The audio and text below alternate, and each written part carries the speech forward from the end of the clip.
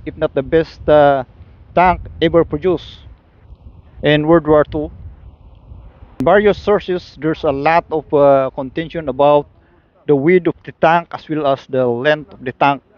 So in this video, what we are going to do is to do an exact measurement and find out the exact width of this tank. So what we're doing right now is to stop relying on textbook or the internet and just find out the exact width of this tank ourselves. Look at that, it's almost 112 inch, or basically it's 9 feet in 4 inch.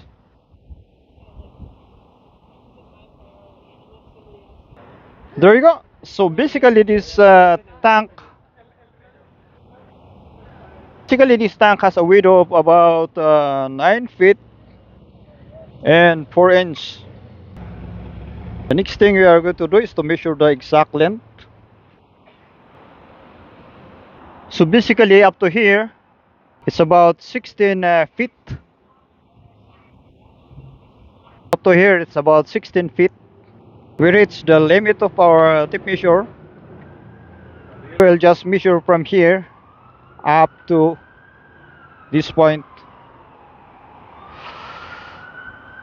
Measuring from what we're just over there until here, it's about plus 3 feet. So this makes it 9 feet, 19 feet. 16 plus 3 is 19 feet. Okay, so that's it. So the length of this tank is actually it's 19 feet. There we go. We were able to measure the width of the tank, which is about 9 feet in 4 inch, and a length of about 19 feet.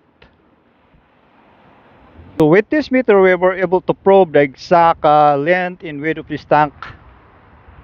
In my next incoming video, we are going to figure out the exact internal volume of the tank that allows 5 persons to sit inside comfortably.